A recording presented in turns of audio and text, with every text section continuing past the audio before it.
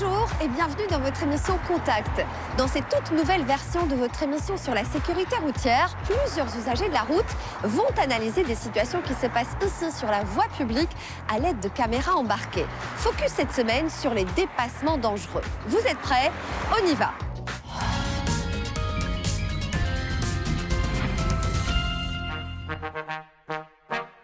Si la manœuvre de dépassement semble autorisée, quelques conditions doivent être remplies avant de s'élancer. Alors, quel comportement adopter pour réussir son dépassement en toute sécurité? On a une queue de poisson par quelqu'un qui essaye de dépasser quand il n'a pas assez de distance. Sans faire attention, sans mettre de clignoteur pour se rabattre, etc. C'est ce que j'appelle un danger public. Alors qu'il y a des véhicules qui arrivent en face. Exactement. Il met franchement la vie des gens en danger et la sienne de surcroît. Oui, c'est de l'impatience. Il n'a vraiment pas attendu une zone où il pouvait passer en toute sécurité. Parfois, la bonne attitude à adopter est de rester patient derrière le véhicule. Toi, tu l'aurais fait comment?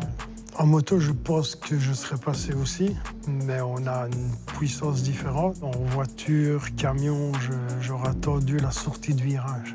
Lorsque vous effectuez un dépassement, n'oubliez pas d'indiquer avec votre clignoteur la manœuvre que vous allez effectuer. Bien observer dans le rétroviseur aussi s'il ne vient rien. Il est très important, lorsque vous avez effectué le déplacement et que vous allez vous remettre sur la borde, d'également le signaler et contrôler dans votre rétroviseur. Je t'avoue que moi, je suis extrêmement prudente. Donc, quand je dépasse, je mets mon indicateur de direction pour signaler que je dépasse et je le mets également quand je me rabats. Tu peux pas dire clignoteur comme tout le monde? Mais non, j'emploie le terme officiel. Autre extrait, autre situation. Dans ces conditions, les conducteurs étaient-ils autorisés à dépasser et pourquoi?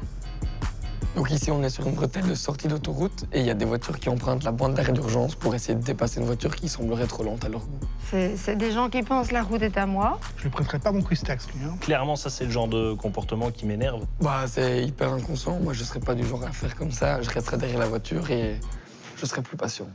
Alors ce genre d'infraction arrive plus souvent quand il y a des bouchons. Là, on a affaire visiblement à des conducteurs qui ont vraiment envie d'aller beaucoup plus vite que tout le monde. Ils vont gagner une ou deux places de cette manière, mais surtout, bon, ils prennent des risques aussi. C'est de l'impolitesse et de l'incivilité, tout simplement. Le gars qui s'attend certainement pas à se faire dépasser par là, qui doit être certainement surpris de voir deux bagnoles qui viennent freiner. Et ils peuvent surprendre les conducteurs qui ne s'attendent pas à être passés par la droite.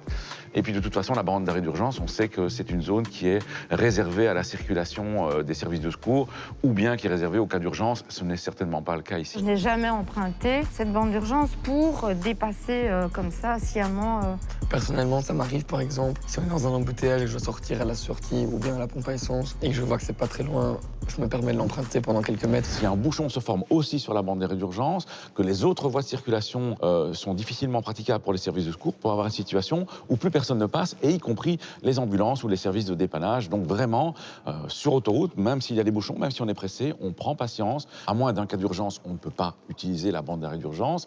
Et en principe, le dépassement par la droite, hormis dans certains cas, est interdit. Donc ici, on a une double infraction. Et en plus, souvent, c'est une bande, leur vêtement est dégueulasse, donc je vois vraiment pas l'intérêt. Vous aussi, envoyez-nous vos vidéos en scannant le QR code qui s'affiche ici en bas de votre écran. Nous allons certainement les analyser dans les prochaines semaines. Contact, c'est terminé pour aujourd'hui. À la semaine prochaine. Et d'ici là, bonne route!